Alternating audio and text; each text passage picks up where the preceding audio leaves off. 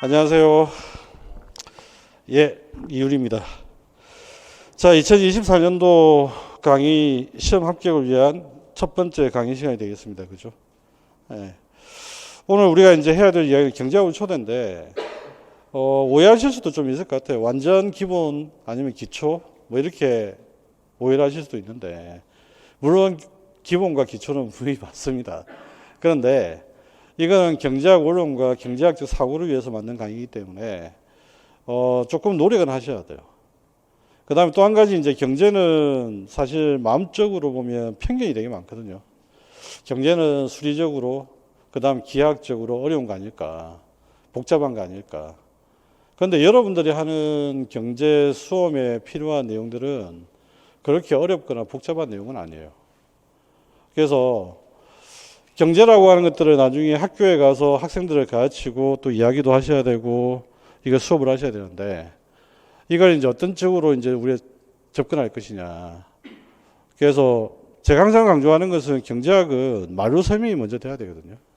그래서 우리가 충분히 이해할 수 있는 방법 뭐 그런 것들을 충분히 활용을 해서 일단 이제 경제학 원론을 좀 쉽게 읽을 수 있는 친근해지는 그런 시간을 만들도록 그렇게 하려고 합니다.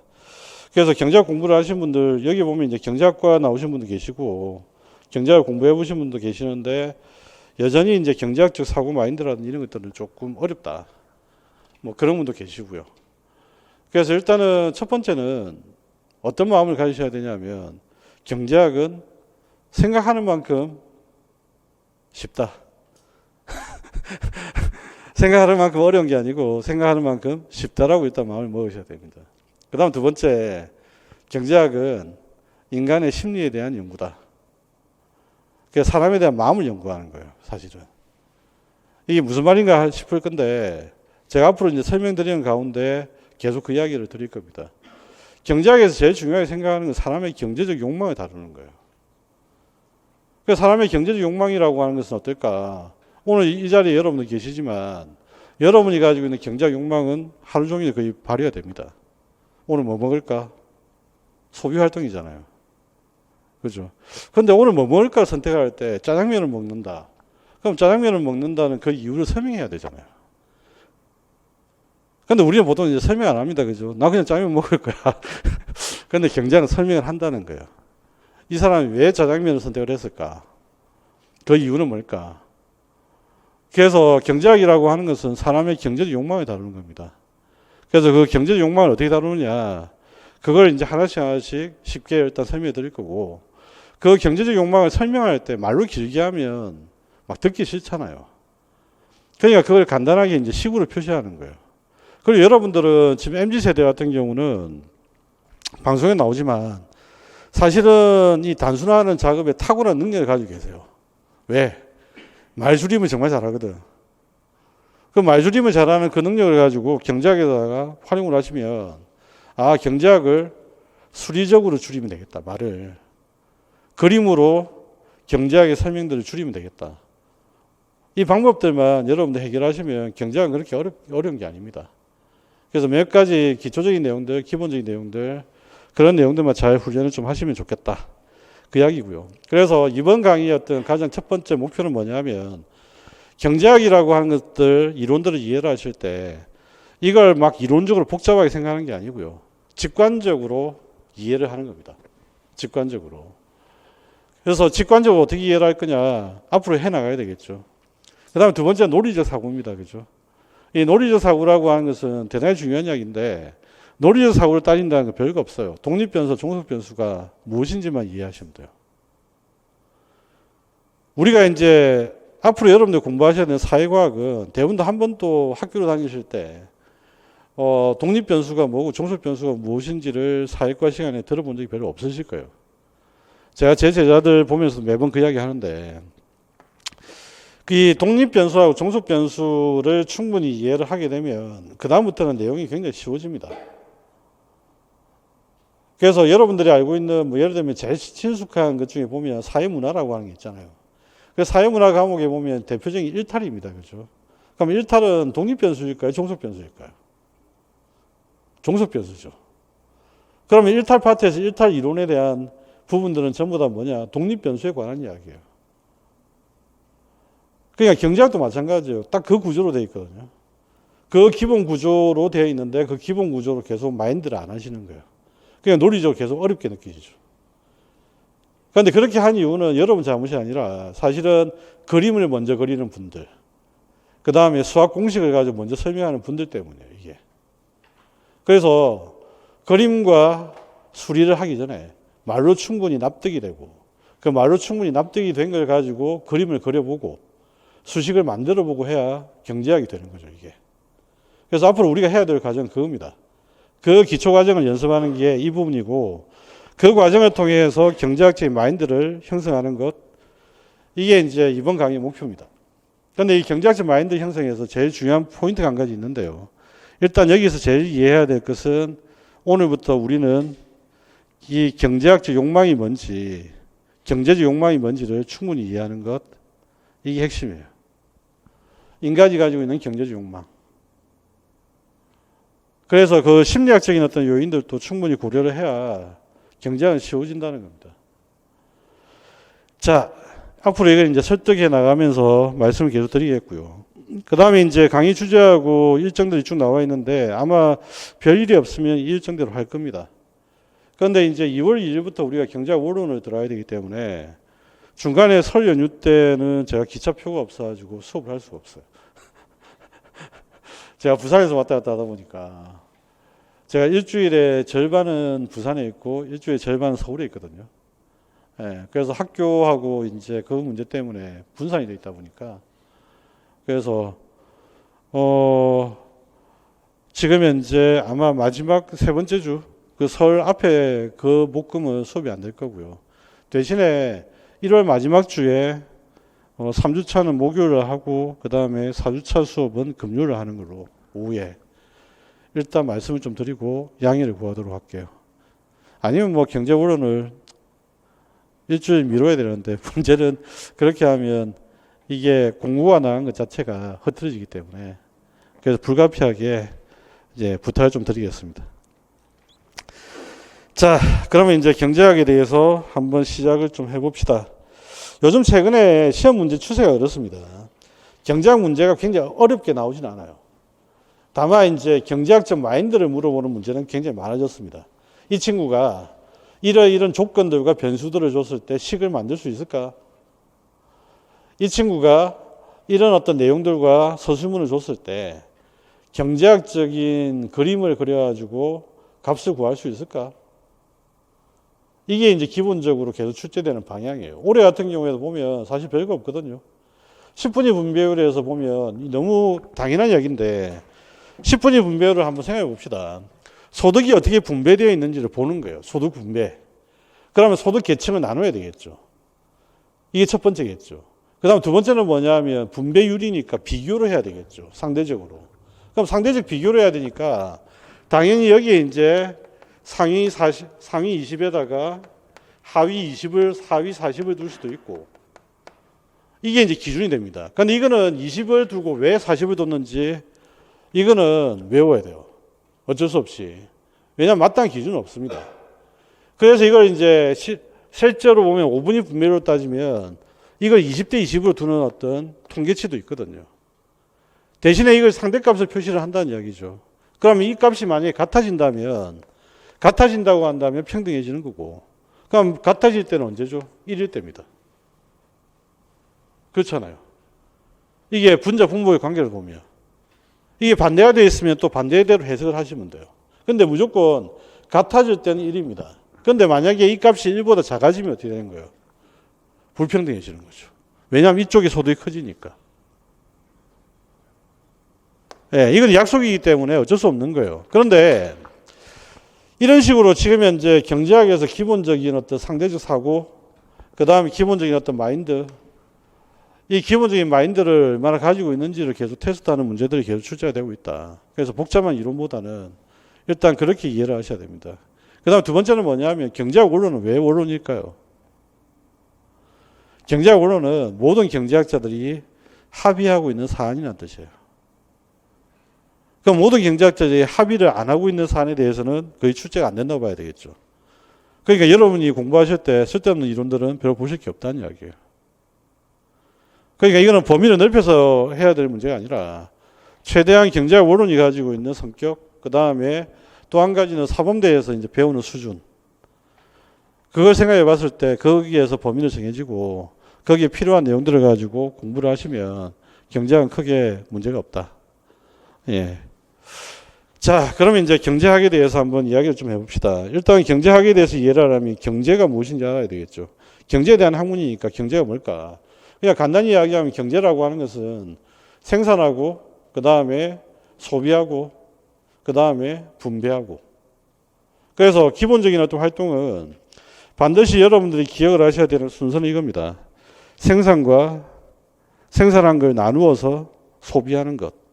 이 세 가지가 가장 기본적 핵심 활동이에요. 그래서 경제 활동이 뭐냐 이렇게 물어보면 여러분들은 생산해서 나누어 가지고 분파하고 그 다음에 분파한 다음에 쓰고 이게 경제다.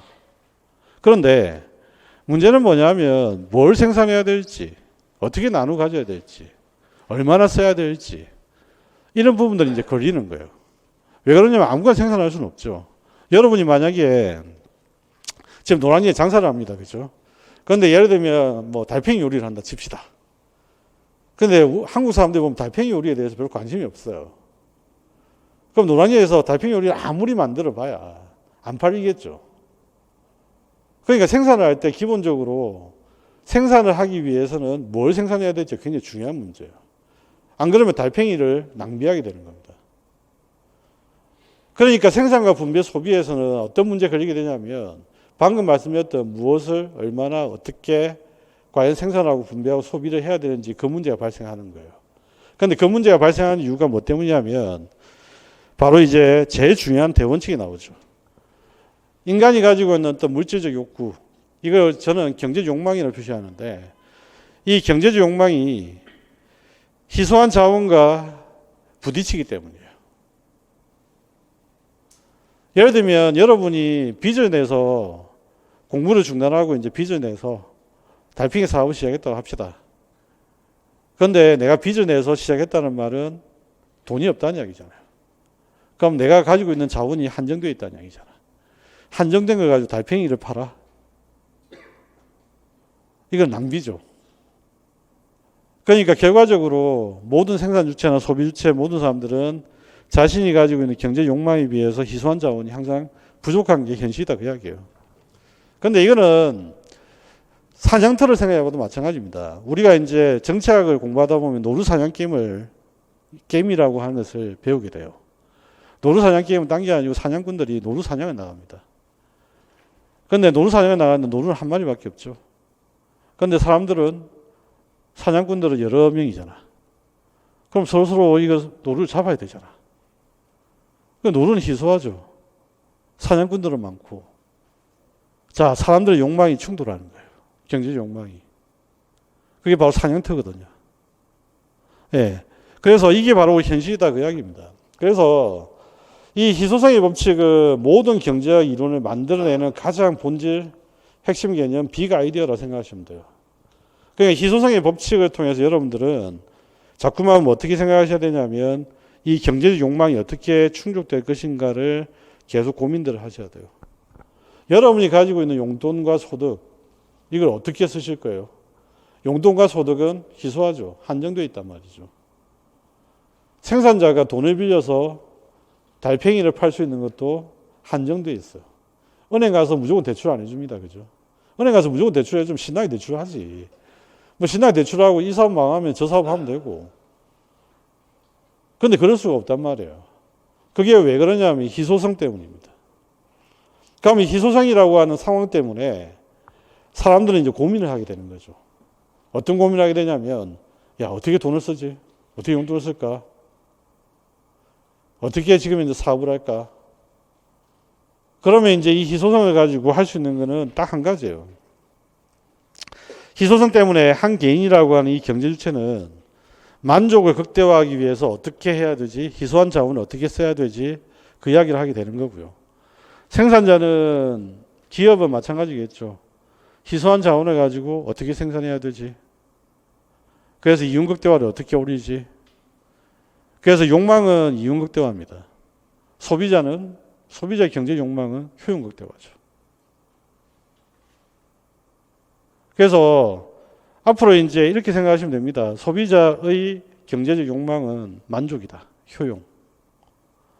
그 다음에 기업의 경제적 욕망은 이윤이다.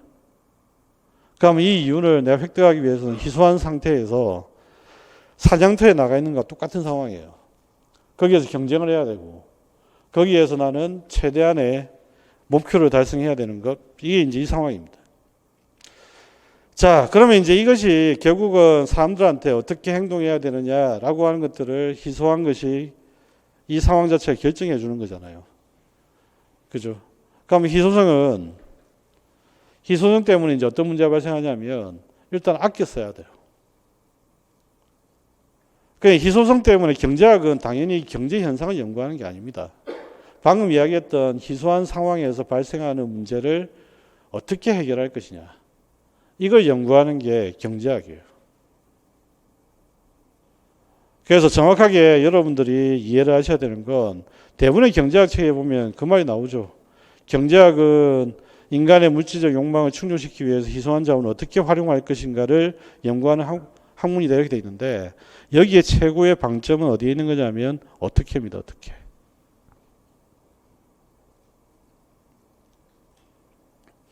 어떻게 쓸 거냐. 아껴 써야 된다. 두 번째는 아껴 써야 된다는 말은 배분을 효율적으로 해야 된다. 이게 같은 말이다라고 하는 거. 이걸 좀 이해를 하셔야 돼요. 막 쓰는 게 아니고. 그런데 그러면 이제 희소성의 차원에서 한번 생각해 봅시다. 이 희소성이라고 하는 상황에서 결국은 내가 가장 효율적인 방법 이걸 선택을 했단 말이죠. 아껴 쓰는 방법을 선택을 했다는 겁니다. 그럼 이 선택을 잘했는지 못했는지를 어떻게 평가하시겠어요? 잘한 선택인지 아닌 잘못한 선택인지. 방법이 있을까요?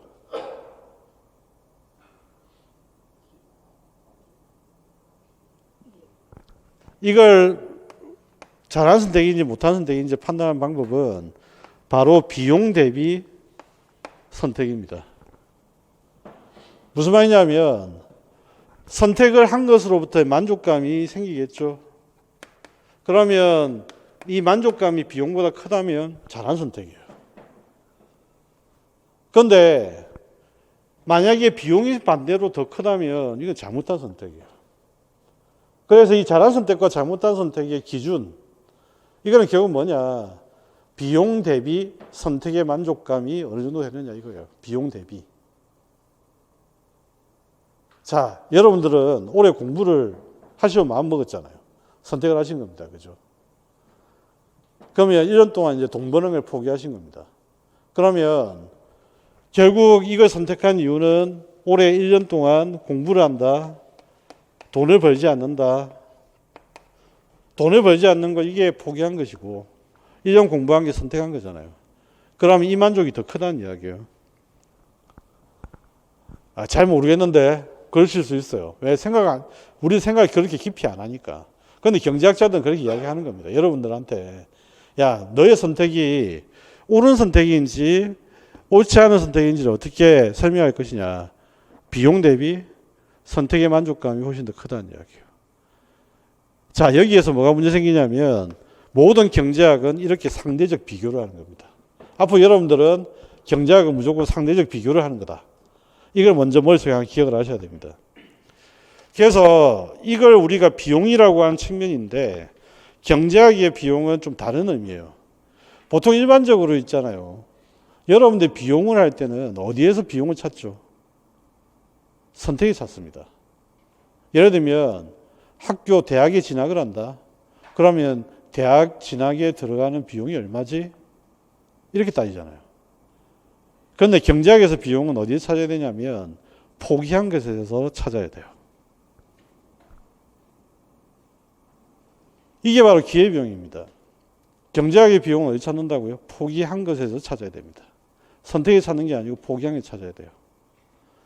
그래서 이 포기한 것에 대한 포기한 비용을 우리가 뭐라 부르냐? 기회비용이라고 부릅니다. 그래서 첫 번째, 수리적으로 수학적으로 꼭 기억을 하셔야 되는 거. 이 기회비용은 선택을 알고자 할 때 포기한 것을 전제로 해야 한다 이 말이고요. 이것은 경제학의 모든 수치를 표현하는 방식, 바로 상대값의 의미가 돼요. 한번 이해를 좀 해볼까요? 여러분들이 소비자가 느끼는 만족감을 뭐라고 했죠? 효용이라고 한다고 했죠. 소비자가 느끼는 만족감. 그럼 이게 만족감이 효용입니다. 그럼 이 효용을 얻기 위해 소비자는 뭘 쓰죠? 비용을 쓰겠죠. 그죠? 비용을. 그럼 여기에 뭘 써야 돼요? 비용이라고 표현하겠죠. 상대값이잖아요. 그래서 나중에 어떻게 볼 거냐면 물건값을 표시하는 비용 PX라는 가격이 있고요. 효용을 표시하는 유틸리티를 여기다 씁니다. 이렇게 수리적으로 표시를 하는 겁니다. 자, 또 한번 생각해 봅시다. 기업이 얻는 만족감을 우리가 뭐라고 했죠? 이윤이라고 한다고 했죠. 그럼 기업이 얻는 이윤은 있을 거잖아요. 그럼 이 이윤이라고 하는 것은 뭘 전제로 해서? 당연히 비용이라고 하는 걸 전제로 해서 이걸 판단한다는 이야기입니다. 자, 그래서 일단은 상대값을 표시된다는 꼭 기억을 하세요. 자, 시험 문제 하나입니다. 기회비용은 시험의 출제가 엄청나게 잘 되는 부분이에요. 그러면 기회비용을 문제를 풀기 위해서는 두 가지를 주의를 하셔야 됩니다. 기회비용 어디 찾아야 된다고요? 포기한 것을 찾아야 됩니다. 여러분들은 일상 내에서 벌어지는 비용은 선택한 것을 찾거든요. 그러니까 기회비용을 문제를 풀려면 첫 번째, 포기한 것에서 찾아야 된다. 두 번째는 뭐냐면 시점이 중요합니다. 기회비용은 과거를 물어서는 안 돼요. 과거에 돈이 얼마나 들어갔다 이건 별로 중요하지 않아요. 지금까지 내가 돈을 얼마나 쏟아부었는데 경제학은 절대로 그렇게 하면 안 됩니다. 그건 전부 다 뭐라고 부르냐, 과거에 내가 얼마나 돈을 쏟아부어야 되는데 그건 매몰 비용이에요. 그래서 포기한 것이라고 하는 것과 과거를 고려하지 않는 것 두 가지 필요합니다. 두 번째 문제 잠시 한번 볼까요? 10년 전에 총 4억원을 주고 2,000평을 매입을 했는데 지역의 복지재단에 무상으로 기증을 했습니다. 지금 현재죠, 이거는. 이게 10년 전이 과거잖아요. 그죠? 이게 현재입니다. 그런데 이 땅의 시가가 지금 현재 8억 원이에요. 이 사람이 얻는 것은 뭐고 포기한 것은 뭐죠? 얻어낸 것은 만족감이죠. 기부했다라고 하는 만족감. 기부를 통한 만족감.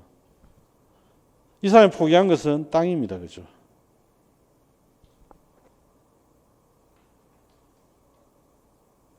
맞아요. 그러면 기회비용을 어디 찾아야 된다고? 포기한 것에서. 포기한 것은 4억일까요? 8억일까요? 8억이죠. 왜? 시점이 현재니까. 그래서 경제학 원론에 보면 이런 문제들이 있습니다. 일주일 전에 영화를 보러 가기 위해서 티켓을 예매해놨다. 그런데 주말에 나는 테니스를 정말 좋아하는 사람이다. 그러니까 주말에 비가 오지 않았다. 콘서트에 갈 것이냐, 테니스 치러 갈 것이냐. 테니스 치러 가야죠. 날씨가 맑으면. 이해되시나요? 현재 내한테 만족감을 주는 건 콘서트가 아니에요. 테니스지. 그러니까 현재라고 하는 것과 포기한 것, 이걸 찾는 게 기회비용을 찾는 방법 중에 하나입니다. 그래서 이 두 가지를 꼭 기억을 하시라. 자, 일반적으로 이 기회비용과 구별하는 개념 중에 첫 번째 개념이 바로 회계비용입니다. 회계비용은 우리가 흔히 말하는 선택한 것에 주로 집중되어 있는 비용입니다. 그래서 예를 들면 내가 카페를 한다. 그럼 카페를 할 때 들어가는 비용이 뭐냐? 그 이야기죠. 카페를 할 때 들어가는 비용이 뭐예요? 커피 구입해야 되겠죠. 종업원 구입해야 되겠죠. 임대를 줘야 되겠죠. 그 다음에 이런 거 각종 비용, 그 다음 물값 내야 되겠죠. 전기값 내야 되겠죠. 이게 전부 다 회계 비용이에요.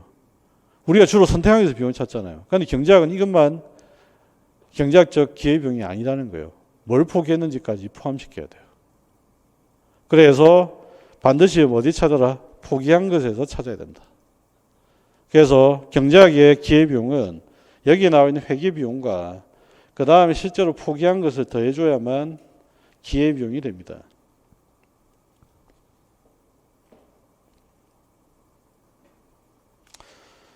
자, 그리고 이제 선택을 잘하기 위해서는 결과적으로 기회비용을 고려해서 선택을 하는 건 맞는데 매몰비용은 고려하지 말아야 된다고 했죠. 매몰비용은 말 그대로 과거를 물으면 안 돼요. 사람과 사람 사이에서도 옛날에 몇 명을 사귀었냐 이거 물어보는 순간 깨지죠. 매몰비용을 하면 제대로 된 선택이 잘 안 나옵니다. 묻지 말아야지. 과거를 묻지 말아야 된다는 거. 그래서 매몰비용은 과거를 묻지 말아야 된다. 꼭 기억을 하시고 시점은 언제냐? 현재다. 그 말입니다. 현재다. 과거에 돈을 얼마 썼는지 그건 중요하지 않다. 예. 자, 여기까지 다 이해가 되셨나요? 예. 자, 그러면 생산자를 통해서 이 합리적 선택에 대해 다시 한번 생각해 봅시다. 다시 한번 정리합시다. 희소성의 대원칙이라고 하는 것은 경제 주체들로 하여금 합리적 선택을 유도할 수밖에 없다. 그 합리적 선택은 뭐라고요? 비용보다는 편익이 더 커야 된다. 그래서 앞으로 이제 말씀을 드릴 때 전체적으로 이야기를 할 때 비용과 편익이라는 표현을 쓸 겁니다. 아까 편익이라는 표현은 아까 뭐였냐? 만족감이에요. 그래서 이거보다는 비용보다는 만족감, 편익이 더 커야 된다는 거. 이걸 항상 머릿속에 꼭 기억을 하시기 바랍니다. 자, 그러면 이제 생산자도 마찬가지겠죠. 아까 말씀드렸던 대로 은행의 대출은 한정되어 있습니다. 그러면 은행 대출 받아가지고 내가 재료를 샀다. 그러니까 달팽이를 사도 달팽이 수는 많이 살 수 없어요. 은행이 대출 받은 만큼만 살 수 있어요. 그럼 이걸 사가지고 내가 최대한 아껴서 생산해서 물건을 팔아야 되는 거죠. 그러니까 결과적으로 생산자는 어떤 희소성에 직면하게 되냐면 생산 요소라고 하는 이 부분에 항상 희소성에 직면할 수밖에 없어요. 생산에 필요한 요소들이죠. 노동과 토지, 자본. 이거 무조건 기억하셔야 됩니다.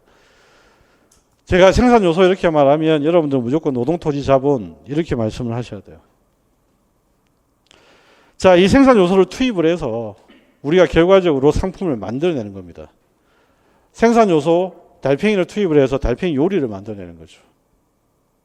예. 그래서 이 경제적 생산 요소는 결국 상품으로 변하게 된다. 그 이야기입니다. 자, 그러면 이제 우리의 고민은 뭐라고요? 어떻게 생산해야 되느냐? 희소성의 원칙에서 제일 중요한 부분. 어떻게 해야 되죠? 선택을 해야 됩니다. 그죠? 선택은 일단 무엇을 선택을 할 것이냐. 두 번째는 어떤 방법을 선택할 거냐. 어떻게 생산할 것이냐. 그래서 무엇을 생산할 것이냐가 결정되면 배분이 결정돼요. 배분이 결정되죠. 한번 잘 생각해 봅시다. 이거는 너무 당연한 얘기인데 여러분들이 이제 개념을 생각하실 때 상대적 개념을 잘 생각 안 하십니다. 그러니까 저 사람 참 이쁘네 라고만 생각하시잖아요. 그런데 세상에 이쁘다는 말이 존재하는 이유는 이쁘지 않다는 말이 또 있다는 이야기예요. 마찬가지로 누군가에게 무엇을 생산할 것이냐가 결정되었다는 말은 여러 개 중에 무엇을 선택할 것이냐 결정했다는 이야기잖아요. 그럼 나머지는 생산 안 한다는 이야기잖아요. 생산을 줄이거나. 실제적으로 예산을 이제 매년마다 보면 예산을 짭니다. 그죠? 예산을 짜는데 정부에서 예산을 짜는 방법이 이런 거예요. 교육 예산만 가지고 좀 말씀을 드리자면 교육 예산은 초, 중등 예산이 있고 그 다음에 대학 예산이 있고 그 다음에 이제 유치원, 유아 예산이 있습니다. 그럼 예산을 조절할 때 어떻게 할 거냐면 이쪽에 만약에 100이 있었다면 그 다음에 이쪽에다가 100 중에 40을 넘겨주고 이쪽에다 20을 넘겨주는 거예요. 그럼 이쪽에다 다시 어떻게 하냐면 또 예산 짤 때 여기에서 80이 있었다면 이걸 다시 줄여가지고 20을 넘겨주고 여기에는 60만 남기는 거예요. 이게 우리가 배분한다는 이야기예요. 이해가 되십니까? 그러니까 여러분들 용돈 가지고 있는 건 마찬가지잖아. 이번 달에 내가 어디다 돈을 쓸까? 그럼 내가 식비가 있을 거고 내가 문화생활을 하는 게 있을 거고 그럼 내 용돈 20만 원 전체에서 내가 식비 중에 식비를 한 15만 원 정도 잡고 문화생활 한 5만 원 정도 했다. 그러면 이제 이걸 그 다음 달에는 이번 달에는 아바타를 비롯해서 볼 만한 게 좀 많네. 그러면 이제 예산이 어떻게 되는 거죠? 여기에다가 8이 올라오고요. 여기 8이 왔다는 말은 여기는 12가 됐다는 이야기죠. 예산을 줄였다는 이야기잖아. 이게 바로 뭐냐? 배분한다는 이야기, 효율적으로. 이해되시죠? 예. 그래서 배분한다는 이야기가 이렇게 된다는 걸 이해를 하시고 생산 가능 곡선을 봐야 됩니다. 생산 가능 곡선은 대한민국이라고 하는 한 나라의 경제가 생산을 할 때 일단 두 가지 재화를 생산한다. X와 Y라는 두 가지 재화를 생산한다. 가정을 하는 거예요. 대한민국이 절대 그럴 리는 없죠. 그런데도 불구하고 X재와 Y재로 생산한다는 가정을 두는 겁니다. 그리고 X재와 Y재를 어떻게 조합을 할 것이냐, 어떻게 생산할 것이냐. 방금 했던 이 조합이라고 하는 것은 배분의 문제죠. 이걸 통해서 선택을 했을 때 기회비용이 어떤 선택과 어떤 관계가 있는지를 한눈에 보여주는 게 생산 가능 곡선이에요. 그래서 여기에 이름을 그대로 풀어서 이야기하자면 생산할 수 있는 능력을 보여주는 곡선이다 그 말이에요. 이때 말한 가능성이라고 하는 것은 영어로 따지면 can, ability 이걸 뜻하는 겁니다. 생산할 능력이 얼마나 있는지를 보여준다는 이야기입니다. 그러면 XY를 가지고 생산할 능력이 얼마나 있는지 이걸 보여주는 곡선이 바로 생산하는 곡선이다. 이걸 한 개인인 로빈슨 크루소한테 한번 적용해 봅니다. 로빈슨 크루소가 가지고 있는 유일한 무기는 뭐냐? 생산 요소는 300시간의 노동이라고 하는 생산 요소입니다. 노동은 생산 요소입니다. 그죠? 그럼 이걸 투입해서 만들어내는 물건은 뭐냐라고 했더니 딸기, 그 다음에 물고기 2개가 있다고 가정하는 거예요. 그죠? 이걸 가정을 해서 이제 그림을 그려야 됩니다. 나중에 다시 말씀드리겠지만 경제학에서 수식으로 표현되는 건 두 가지밖에 없어요. 경제학의 수식은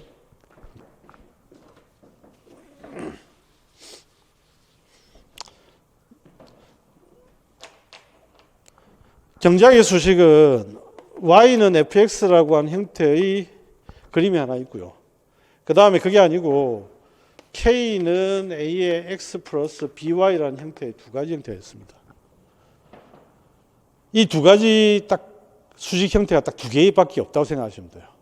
그럼 이 두 개의 형태는 뭐냐면 이 애들의 실체를 좀 보면 돼요.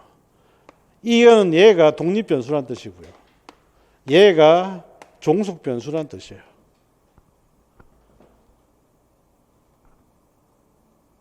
두 번째 함수식의 형태는 뭐냐면 K는 요 값이라고 하는 것은 전체를 뜻합니다. 총합을 뜻합니다.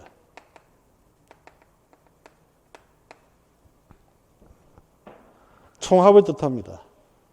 그러면 얘들은 뭐냐라고 했으면 얘들은 총합을 가지고 어떻게 나눠줄 것이냐? 분배, 배분 이걸 뜻하는 겁니다.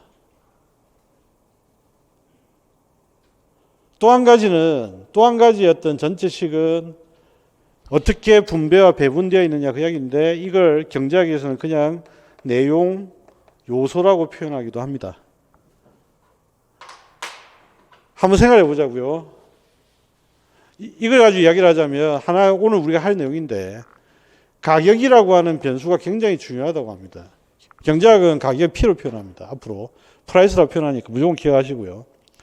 그 다음에 요 P라고 하는 독립변수는 디맨드라고 하는 수요와 그 다음에 서프라이라고 하는 공급에 영향을 주는 거예요.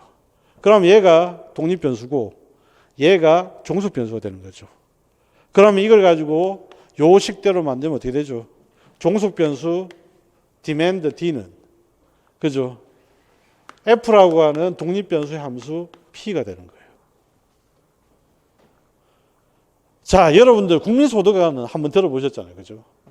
국민소득은 어떻게 될까? 그 이야기인데, 국민소득 가기 전에 여러분 소득부터 한번 생각해 봅시다. 여러분이 가지고 있는 용돈이 20만 원이야 가정을 해볼게요. 그럼 좀 전에 우리가 했던 식비가 있었잖아요. 그죠? 그죠? 그 다음에 또 한 가지는 뭐가 있지? 문화생활이 있었잖아. 그러면 우리가 밥값을 밥값이라고 표현을 합시다.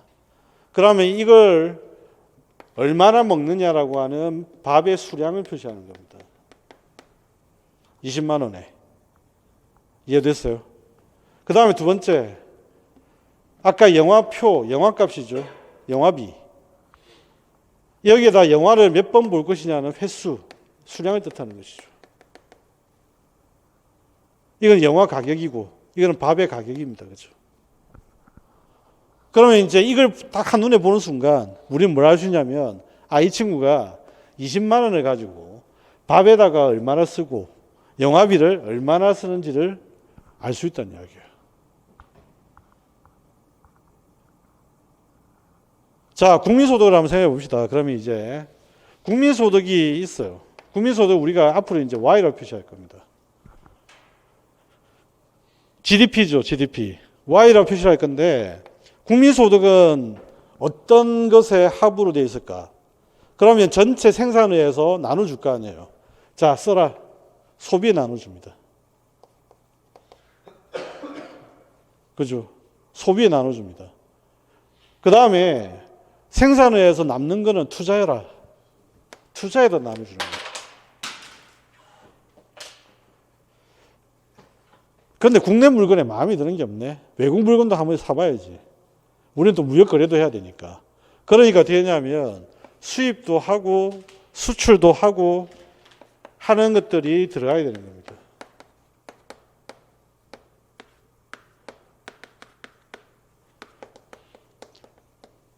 이게 국민소득 합이에요.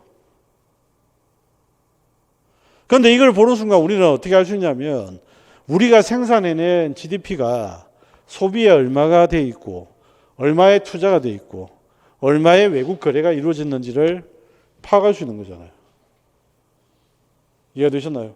그러니까 경제학에서 함수로 표현되는 식은 이 두 가지밖에 없어요. 앞으로 여러분들은 이제 이 식을 가지고 보면서 계속 그 생각을 하시면 돼요. 20만 원 가지고 내가 소득을 얼마 쓸까? 어떤 물건을 어떻게, XY를 어떻게 살까? 하면 이 식으로 표현해야 되겠죠. 무슨 말인지 이해되시죠? 네. 그러면 로빈슨 크루소도 마찬가지잖아. 총합은 뭐지? 300시간의 노동이잖아. 그럼 300시간의 노동을 가지고 식을 한번 만들어 봅시다. 300시간의 노동이 있네. 총합이네. 그러면 총합은 300이야. 그죠? 그러면 얘가 지금 이제 총합은 300인데 딸기라고 하는 것에 시간을 얼마나 투자를 할까? X. 그죠? 물고기에다가 얼마나 시간을 투자할까? Y. 이게 로빈슨 크루소의 식이에요. 오늘 여러분들이 24시간 있잖아요. 24시간이면 여러분들은 여러분들의 노동은 당연히 공부를 하는 거잖아요. 그럼 공부를 하는 것과 공부를 안 하는 시간 두 개를 쪼개보는 거예요. 이해가 되시나요? 그러면 24시간 중에 공부를 안 하는 시간 플러스 공부를 하는 시간 24시간을 표현하면 마찬가지로 300을 딸기 X와 물고기 Y로 표현하게 되면 생산 가능 곡선식이 만들어진다 그 말입니다. 자, 그런데 여기 한번 봅시다. 뭐라고 되어 있냐면 그가 가용시간을 지금 현재 이렇게 되어 있는데 1시간의 노동을 통해 모을 수 있는 딸기는 한 그릇이고 물고기를 잡으면 2마리 잡을 수 있다고 합니다. 그죠? 이해가 되셨나요? 그러면 1시간에 지금 할 수 있는 것은 딸기는 한 그릇이고 물고기는 2마리. 예. 그러면 이제 여기에서 식은 좀 더 구체화시켜서 이제 만들면 되겠죠. 딸기는 시간을 투입을 하면 얼마를 만든다고요? 예. 1시간에 1시간에 딸기 하나가 됩니다. 이걸 X로 표현하겠습니다. 딸기를. 그 다음에 물고기는 2마리를 하는데 1시간에 물고기를 Y로 표시를 하겠습니다.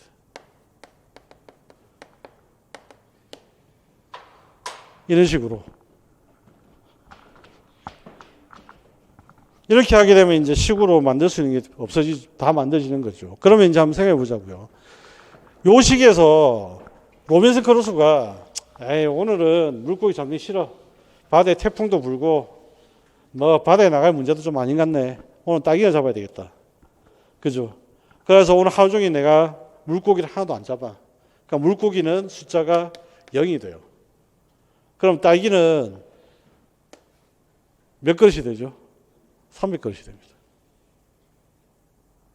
그죠? 300그릇이 될 것이고, 내가 지금 현재 하나도 이쪽은 물고기 같은 경우에는 만약에 딸기를 하나도 안 잡으면 물고기는 몇 그릇이 되죠? 150이 됩니다. 되셨나요? 그럼 이걸 가지고 이제 뭘 하냐면, 제가 방금 구한 것은 메타죠, 메타. 무슨 말이냐면, 하나도 안 잡을 때와 하나도 배분을 할 때 극단적인 경우를 나누는 거죠. 그래서 이걸 다시 그림으로 옮겨서 이야기를 좀 하자면 수학적으로 그대로 그리시면 됩니다. 이거 이제 우리가 일반적으로 생각하는 Y, 물고기, 딸기를 X로 두는 거죠.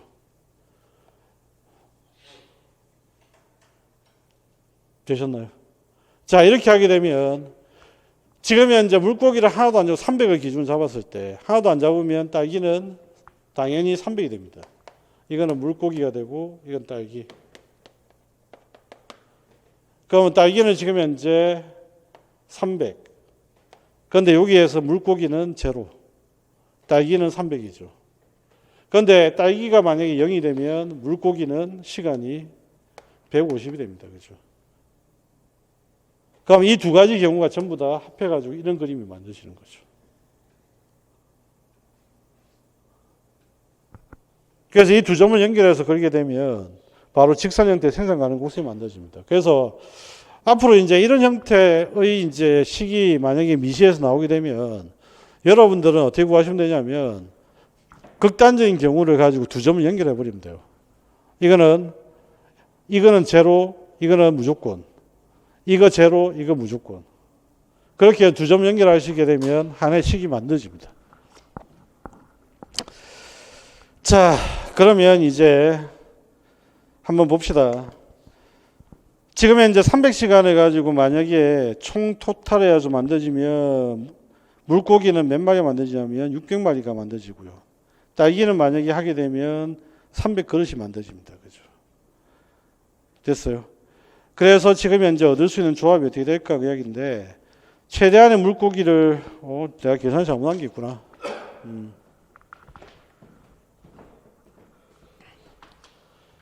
지금 현재 물고기를 만들 수 있는 식 요거는 어떻게 되죠? 물고기의 수량이라고 하는 거 이걸 이제 Y라고 두고 시간을 두고 하게 되면 이거는 600 숫자가 될 것이고 이거는 300이 맞고 이거는 말씀을 잘못 드렸네. 이거는 나중에 2분의 1로 바꿔야 됩니다. 그래서 지금 결정지어서 이야기를 하자면 요 식대로 다시 한번 정리를 하셔야 됩니다. 그죠? 식을 다시 한번 정리를 한번 해봅시다. 이거 정리를 해보게 되면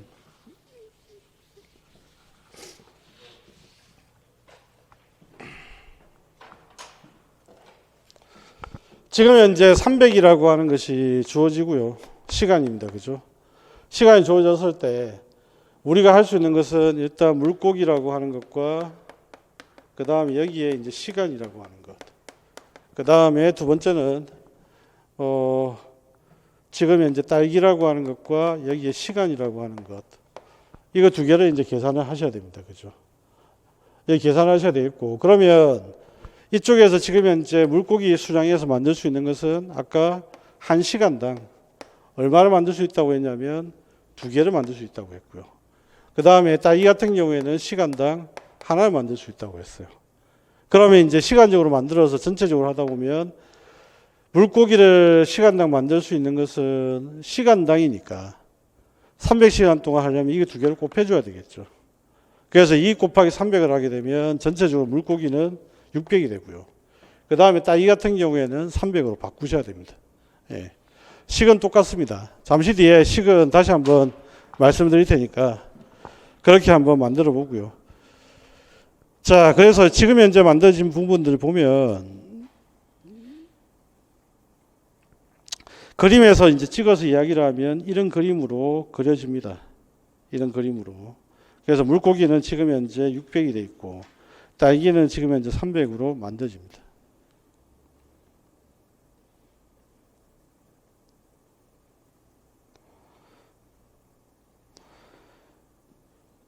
자, 여기에서 이제 우리가 해야 될 이야기는 이 식을 만약에 가지고 구한다고 한다면 자, 한번 봅시다. 식을 이제 확인을 해보면 되겠죠. 식을 확인해 보면 여기 지금 현재 물고기가 돼 있고 이게 600이 돼 있고 그 다음에 여기에 딸기가 돼 있고 여기는 지금 300이 돼 있단 말이에요. 요 식으로 지금 이제 돼 있습니다. 그죠? 그럼 이 식을 가지고 지금 확인을 해서 한번 만들어 보자고요. 만들어 보면 지금 현재 여기에 지금 현재 딸기 수량을 가지고 하자면 전체가 기울기가 y는 요 기울기가 얼마죠? 요거 300이고 이거 지금 600이니까 2가 되죠. 2가 되고 그 다음에 여기에 지금 현재 주어진 거 2가 되었을 때 기울기가 600이 되잖아요. 맞아요. 이거 이제 풀어서 이야기를 좀 하자면 이런 이야기죠. 여기 지금 현재 나와 있는 것 중에 보면 요 마이너스 2라고 하는 값이 뭘 뜻하는 거냐면 딸기 델타 딸기분의 델타 물고기를 이야기하는 겁니다. 델타 딸기분의 델타 물고기를. 그러니까 요거는 이제 어떻게 되는지 잠시 뒤에 설명드리고 이걸 왜 지금 자꾸 말씀드리냐면 이 식이 이렇게 보통 표현이 되는데 이 식이 요것과 어떤 관계가 있는지 보여드리려고 하는 거예요, 지금. 그래서 이걸 지금 현재 이야기를 하자면 결국은 딸기와 관련되는 변수, 요 앞에 있는 변수 A가 지금 현재 1이란 뜻이고요. 그 다음에 요 지금 현재 변수 B가 2라는 뜻이에요. 2라는 뜻. 자, 그리고 이제 상수는 600으로 주어져 있는 겁니다. 최대한으로 만들 수 있는 거. 그래서 최대한으로 만들 수 있는 게 600으로 주어진 거 이겁니다. 그죠? 그러면 이제 이걸 풀어서 한번 정리를 하다 보면 y는 마이너스 2의 x 플러스 600으로 지금 되어 있어요. 그럼 이걸 다시 한번 넘기면 600은 어떻게 표현되냐면 마이너스 2의 2x 플러스 y로 표현된다는 거예요. 그러면 요 x는 뭐고 y는 뭐냐 이것만 보면 되죠. x가 뭐냐면 뭐가 됩니까? 딸기였고 물고기가 뭐였죠? y였습니다.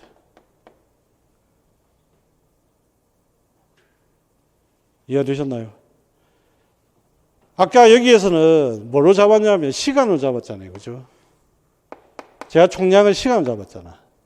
그런데 지금 현재 총량을 시간으로 잡는 게 아니고 물건의 상품가를 잡으면 물건 상품가를 만들어낼 수 있는 최대치는 600이라고 하는 값, 요 값을 가지고 한다는 이야기입니다.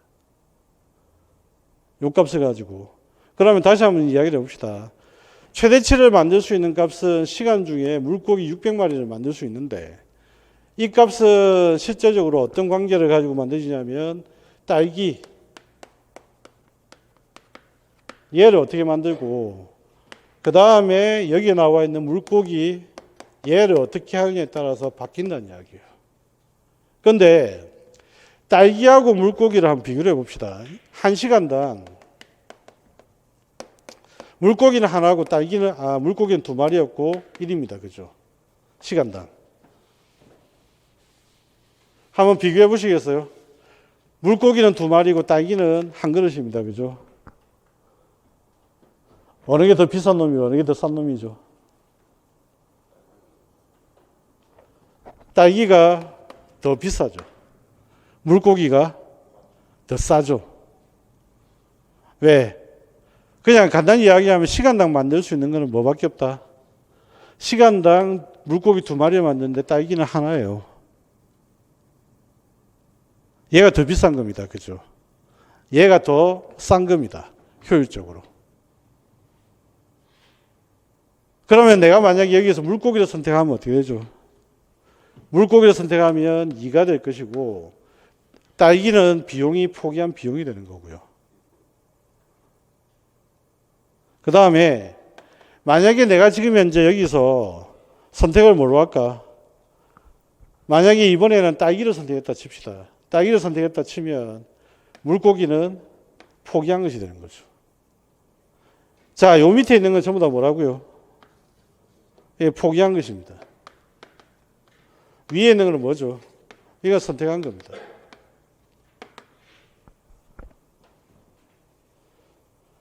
그러면 기회비용은 어떻게 표시해야 됩니까? 기회비용은 포기한 것을 표시해야 되잖아. 포기한 것을 표시해야 되니까 기회비용은 거꾸로 바뀌죠. 1분의 2가 되고 이쪽은 2분의 1로 바뀌는 겁니다.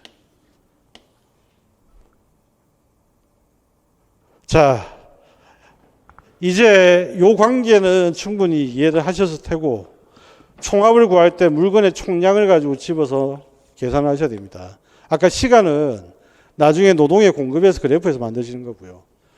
이거는 이제 나중에 노동 공급에서 따로 한번 살펴볼 내용이고 지금 생산 가능 곡선에서는 생산의 수량을 가지고 우리가 정리를 하시면 된다. 근데 생산의 수량을 가지고 정리하기 전에 뭐부터 정해야 되냐면 일단은 이 관계를 정리를 좀 하셔야 됩니다. 1시간의 노동을 통해서 얻을 수 있는 것은 한 그릇이고 물고기는 2마리 잡는다는 이야기예요. 그죠? 물고기 2마리 잡는다. 그러면 최소한 이 둘의 관계의 비가 어떻게 되지? 딸기는 노동의 2분의 1밖에 안 돼요. 물고기 2분의 1밖에 안 돼요. 그 다음에 물고기는 딸기의 2분의 1이 되고 딸기는 물고기의 2배가 되는 거죠. 자, 딸기는 하나, 물고기는 2. 시간당. 그러면 계산을 하게 되면 딸기는 물고기의 2배가 되고요. 물고기는 딸기의 2분의 1밖에 안 됩니다. 이 관계 먼저 이해되셨나요? 그럼 이 관계 이해되셨으면 이제는 식을 만드는 것은 그렇게 어렵지 않다. 그럼 여기에 이제 교재에 따르게 되면 딸기를 X축으로 잡았거든요. 그죠? X축으로 잡게 되면 필연적으로 딸기와 물고기의 두 개의 관계는 몇 대 몇으로? 예. 이쪽에 보면 딸기가 최대할 수 있는 것은 300이고 이쪽 600이잖아. 물고기는 600이고. 그러면 기울기가 2가 나오게 됩니다. 그러니까 여기까지는 이제 의미를 이렇게 잡으셔야 됩니다. X제 한 개를 얻기 위해서 Y제 2개를 포기해야 된다. 이거는 뭐냐면 기회비용의 의미거든요. 포기해야 된다니까.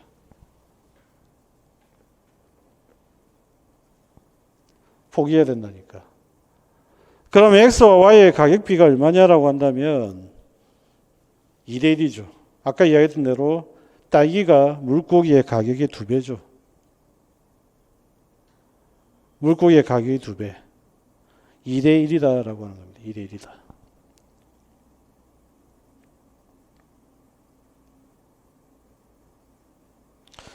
자, 연습을 잠시 한번 해봅시다. 여기서 지금 현재 나와야 되는 값들을 가지고 연습을 해보게 되면 만약에 이제 기회비용이 2분의 1이다라고 지금 현재 많이 나왔다 칩시다. 기회비용 2분의 1. 그러면 기회비용이 2분의 1이면 이 말은 무슨 말이에요? X제 한 개를 얻기 위해서 Y제를 2분의 1 포기한다는 이야기예요. 맞아요. X제 한 개를 얻기 위해서 Y제 2분의 1을 포기한다는 이야기입니다. 그럼 X와 Y의 가격비는 얼마냐라고 한다면 1대 2가 되겠죠. 조금만 더 복잡하게 가봅시다. 만약에 기회비용이 4분의 3이 나왔다 칩시다.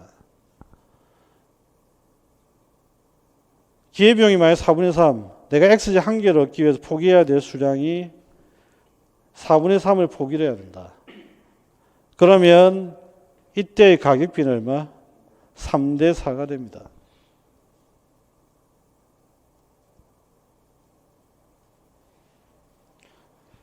자, 마지막으로 다시 한번 복습을 해볼까요? 딸기가 이렇게 있고 그 다음에 물고기가 있습니다. 그죠? 그런데 딸기는 하나고 물고기는 두 마리를 잡을 수 있어요. 가치로 봤을 때. 한 시간에. 그러면 가치가 어느 쪽이 더 크죠? 딸기가 더 큽니다. 물고기는 딸기의 가치의 2분의 1밖에 안 됩니다.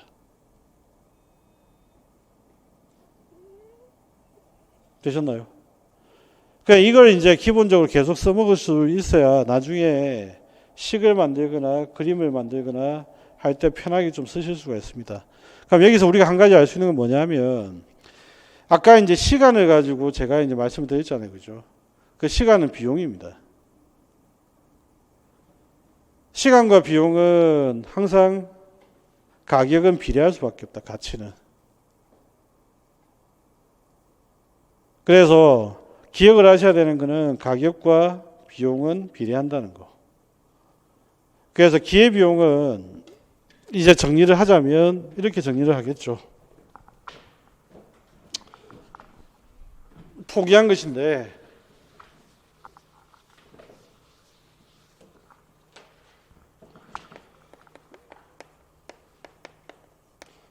자, 여기서 우리가 이야기를 하자면 이게 딸기고요. 그 다음에 여기에 물고기입니다. 그러면 이제 300시간을 가지고 딸기를 몇 개를 생산할 것이고 그 다음 물고기를 몇 마리 잡을 것인지 이걸 결정을 해야 됩니다. 그런데 이걸 지금 결정해야 되는데 기회비용이 얼마라고 했냐면 2라고 했단 말이에요.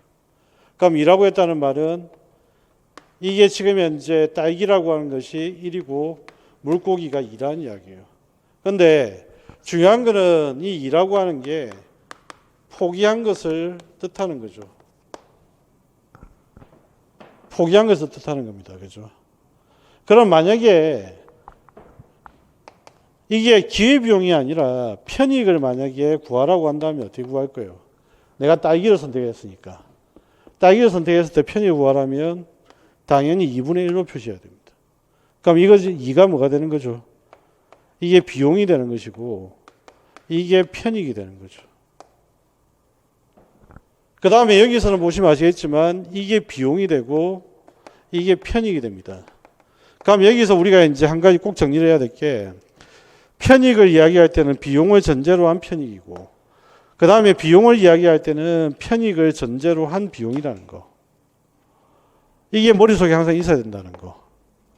여기에서 이제 기회비용이 주는 메시지는 이거거든요. 앞으로 너희들 경제학 공부할 때 그냥 공부하면 안 되고 여기에서 말하는 기회비용, 비용이 있잖아. 그건 편익을 전제로 한 거야. 지금 현재 너희들 편익 공부하고 있는데 편익 구하라고 할 때 비용을 전제로 해서 구하라는 이야기예요.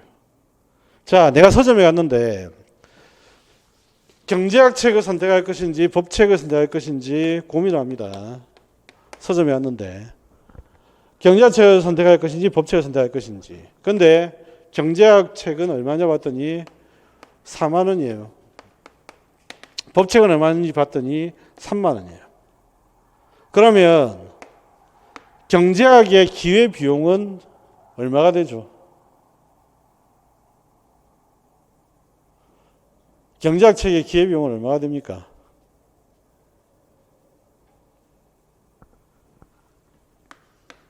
경제학 책의 기회비용은 얼마가 됩니까? 3분의 3입니까? 아니면 4분의 3입니까?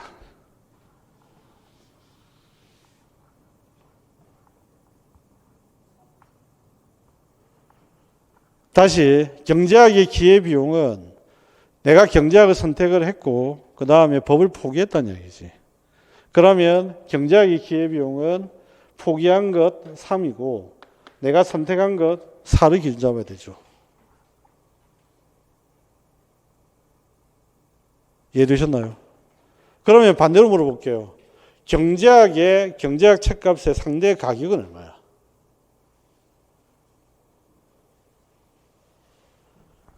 법학책에 대한 경제학의 가격을 물어봤잖아. 그럼 우리가 알고 싶은 거는 경제학 가격이에요? 법학책 가격이에요? 법학책이라고? 경제학의 가격이에요? 법학책 가격이에요? 경제학 가격이잖아. 그러니까 4분의 3은 이거는 기회비용입니다. 그죠? 그런데 상대 가격을 물어봤을 때는 여러분들은 경제학 책값의 가격이 위로 가야 돼요. 상대 가격.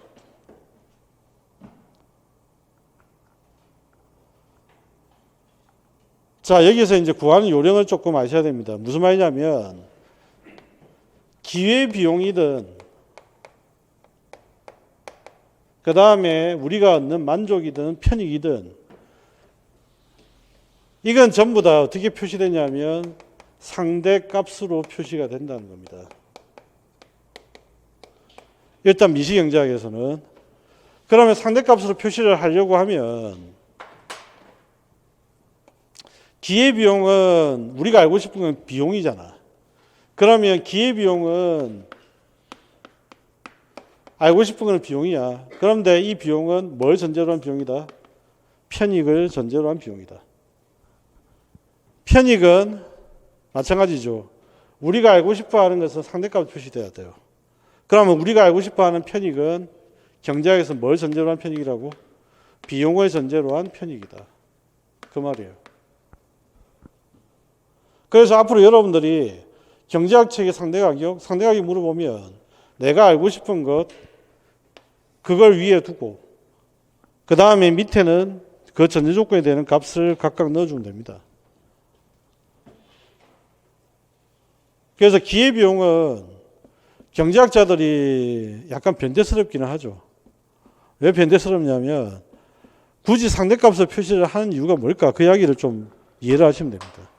그거는 뭐냐면 배분의 의미, 선택의 의미 때문이에요. 내가 너를 선택했기 때문에 너를 포기했다라고 하는 것이 표시돼야 된다는 이야기예요. 내가 이쪽에다 돈을 20만 원 더 줬기 때문에 그 20만 원 더 준 게 다른 쪽에는 20만 원이 마이너스 됐다는 걸 표시해 줘야 된다는 이야기예요. 그렇기 때문에 상대적 의미로 계속 표시를 하는 거예요. 그래서 선택이라고 하는 의미에는 반드시 대가가 따른다는 의미가 그래서 나오는 표현입니다. 자, 뒤에 가시면 선택에는 반드시 대가가 따른다. 이 표현 나오잖아요. 그죠? 그 다음 페이지에. 선택에는 반드시 대가가 따른다. 이 말이 바로 뭐냐면 경제학에서 표시할 때 선택만 표시하는 게 아니라 대가를 전제로 한 선택이다. 이걸 잊지 말라는 거예요. 그럼 이걸 이제 말로서 이렇게 설명을 했는데 식으로 간단히 보여주는 것은 좀 전에 이야기했던 요 상대값을 표시하는 거. 그래서 상대값을 표시한 거 기회비용. 이걸 가지고 이제 앞으로 계속 이 사고 방식을 가지고 접근을 한다는 이야기입니다. 그러면 한번 생각해 봅시다. 기회비용이 큰 쪽을 선택을 해야 됩니까? 작은 쪽을 선택해야 됩니까? 당연히 기회비용이 적은 걸 선택해야 됩니다. 비용이니까 본질은. 그래서 기회비용은 포기한 거잖아. 아까도 말했지. 내가 선택한 거하고 포기한 것 중에 뭐가 더 커야 된다? 선택이 포기한 것보다 커야 된다. 선택이 포기한 것보다 커야 됩니다. 그 다음에 이제 기회비용은 기본적으로 어떤 성격이 가지냐면 우리가 활동을 하면 할수록 포기한 것은 많아지나요? 아니면 적어지나요? 경제적 활동을 하면 할수록 포기한 것은 많아지죠. 선택이 많아진다는 말은 포기한 것도 많아진다는 이야기입니다. 그러니까 당연히 기회비용은 어떻게 돼? 체증하죠. 기회비용은 체증한다는 이야기입니다. 자, 기회비용이라고 하는 요걸 통해서 우리는 경제 주체가 선택을 할 때는 거기에는 포기한 게 포함되어 있다는 이야기고 그렇기 때문에 우리는 상대값으로 선택을 이해를 해야 된다. 그래서 여러분의 선택이 왜 옳은지 그 이유는 상대적 가치가 더 커야 되거든요. 그럼 상대적 가치는 뭐라고 비교를 하냐? 포기한 것과 선택한 것을 비교를 한다는 이야기입니다. 그럼 여기에서 이제 선택해서 기회비용을 구하라면 이거 뒤집으면 된다는 이야기예요. 기회비용을 구하라면 뒤집으면 되죠. 자, 편익의 상대값은 뭐냐? 편익은 당연히 비용을 전제로 한 거니까 비용분의 편익이죠. 그래서 1보다 큰 선택을 해야 됩니다. 비용의 상대가치는 바로 뭐냐? 기회비용을 이야기하는 거죠. 그러면 이제 비용이 위로 오고 뒤집어지는 거죠, 다시. 그러면 이거는 뭐지? 이 관계에서는 뭐가 더 커야 돼요? 분모가 더 커야 되겠죠. 분모가 더 커야 되니까 1보다 작은 선택이 바람직한 선택이지.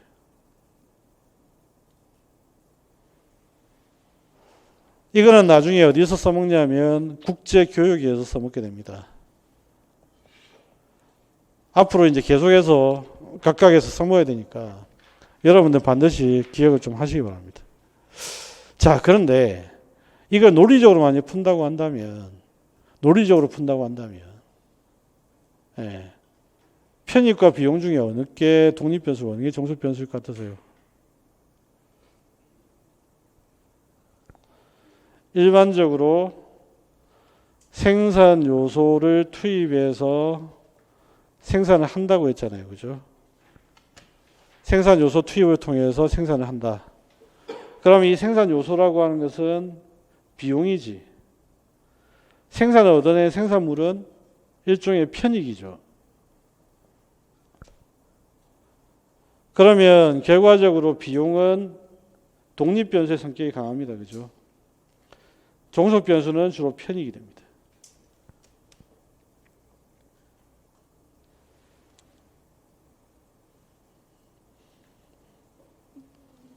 자, 이걸 수리적으로 이해를 하고 계시면 되겠다. 자, 그러면 이제 마지막으로 한 번만 연습하고 잠시 쉬도록 하겠습니다.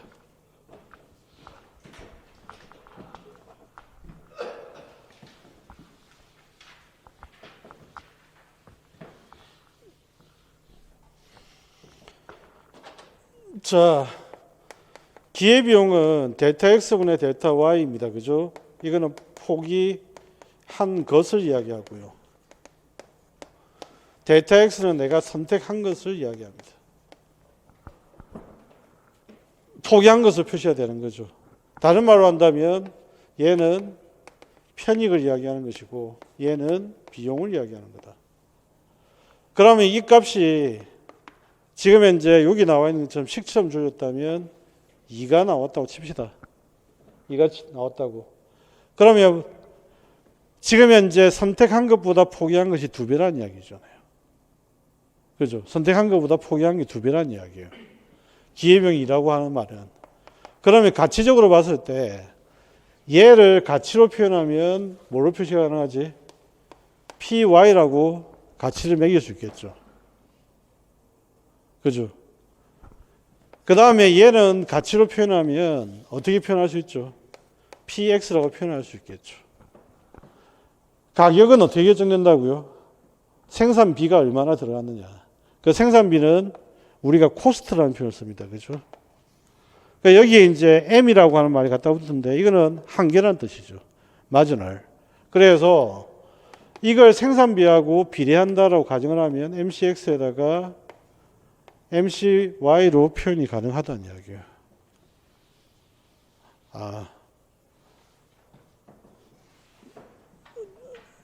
됐죠?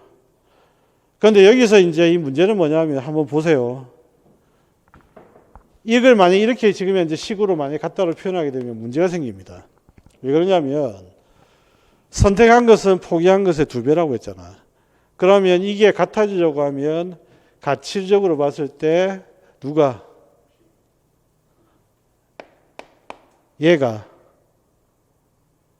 지금 현재 얘는 얼마가 되지? 가치적으로 봤을 때는 PY라고 하는 값이 PY가 PX의 몇 배가 돼야 돼요? 2배? 가치적으로 봤을 때. 맞아요. 그러면 비용도 2배?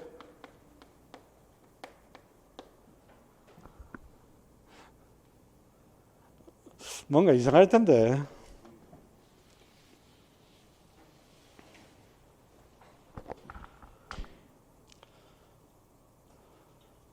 선택한 것의 가치가 포기한 것의 2배가 된다는 이야기잖아. 뭐가 이상하지 않아요, 이거?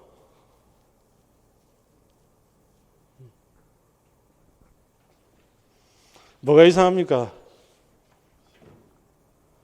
지금 교재에 아마 책에 자료에 보게 되면 데이터 x분의 데이터 y는 뭐라고 되어 있냐면 py분의 px라고 되어 있을 거예요. 그죠? 그 다음에 mcy분의 mcx라고 되어 있을 거예요. 근데 우리가 상식적으로 생각해 보면 포기한 것을 그대로 표시하면 안 되나? 이대로? 그런데 왜 이게 지금 현재 뒤집어져 있지? 자, 보세요. x 한 개를 얻기 위해서는 y전에 몇 개를 포기해야 된다? 2개를 포기해야 된다. 그 말입니다. 그러면 가치적으로 봤을 때는 어떤 놈의 가치가 더 크다는 이야기예요? x 가치가 더 크다는 이야기예요. 그러면 x 가치가 2배다라고 이야기를 해야 되겠죠. x의 가치가 y의 2배로 표현돼야 됩니다. 그러니까 이게 포기한 것이 여기 2가 되려면 가치로 표현했을 때는 x의 가치가 y 2배를 표시하려면 이렇게 표시를 해야 2가 되죠. 그죠? 그런데 요거는 따로 따질 필요가 없죠. 왜냐하면 이게 지금 되면 얘는 따라 나오기 때문에 됐어요. 그래서 다시 한번 이야기를 하지만 주의를 하셔야 됩니다. x 한 개를 얻기 위해서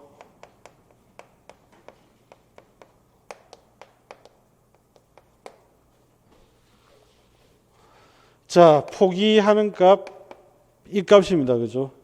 포기하는 값이 x는 한 개를 얻기 위해서 포기를 몇 개를 했다? 2개를 했다.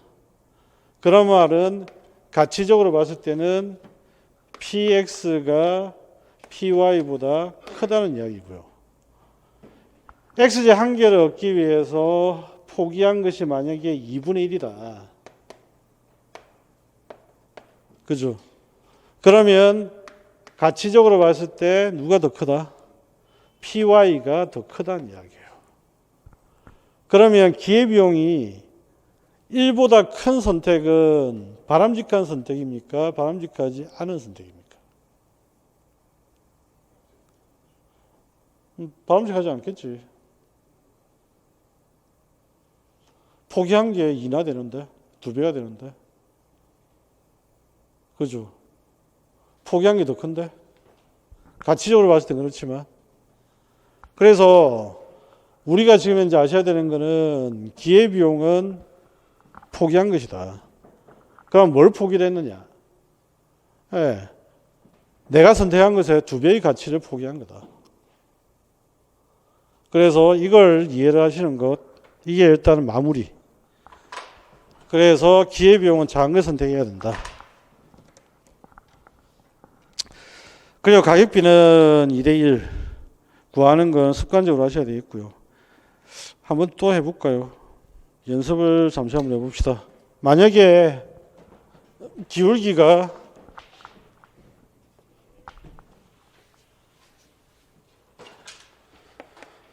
아까 4분의 3 나왔다고 했는데 B가 어떻게 된다고요? 3대 4. 만약에 5, 6, 5가 나오면 이건 어떻게 되죠? 5대 6. 이건 그대로 가시면 됩니다. 예. 그래서 이건 잊지 마시기 바랍니다.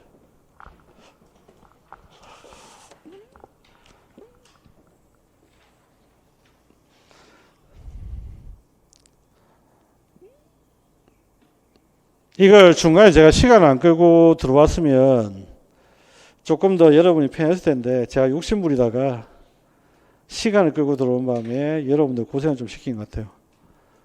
요 노동시간을 끌고 들어오는 게 아니었는데 노동시간 300시간 끌고 들어온 바람에 네. 어쨌든 이 정도로 기회비용을 자꾸 말씀드리는 이유는 경제학의 처음부터 끝입니다, 이게. 그래서 이거는 계속 써먹어야 되기 때문에 계속 제가 반복해서 말씀드릴 거예요. 그래서 일단은 기회비용은 여기까지 하고요. 앞으로 계속 말씀드릴 테니까 그때 또 드릴게요. 자, 잠시 쉬었다가 하도록 합시다.